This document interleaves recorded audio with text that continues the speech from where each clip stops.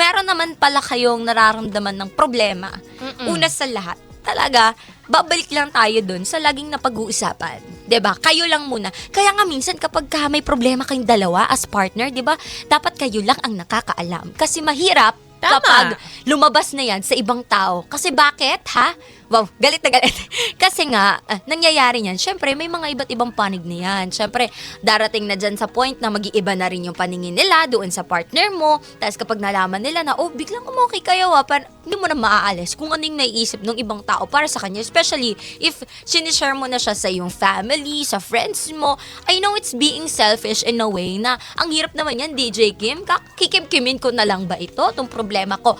There's no problem kung mag-share ka, wag lang overshare to the point, 'di ba? You should defend then as well your partner, 'di ba? Para hindi, alam mo 'yun, para hindi maraming weapons ang nakatutok sa kanya, 'di ba? Parang ang hirap niyan. Mag-iiba ang tingin ng ibang tao just because of one mistake.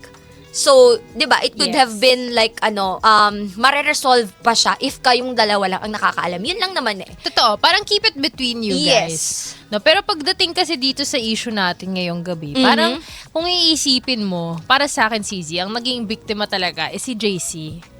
Kasi yung lalaki.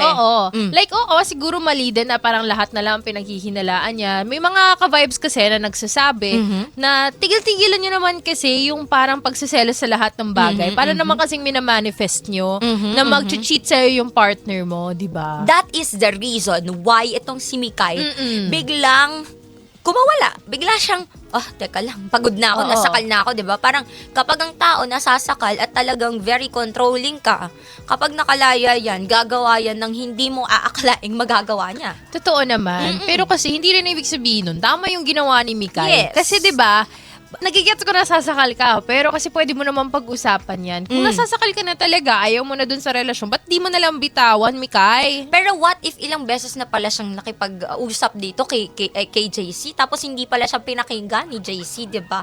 That's the problem, di ba? Yes. Isa If you're talaga yun, aware, CZ, sa mga problema. yes, di ba? Sa kapag aware ka na sa problema, then you have to act, di ba? Parang kailangan mo nang isolve yan, di ba? And hindi mo na dapat pinapatagal pa. Feeling ko sobrang mahal din naman ni Mika itong si JC, ha? True. Don't get me wrong, okay?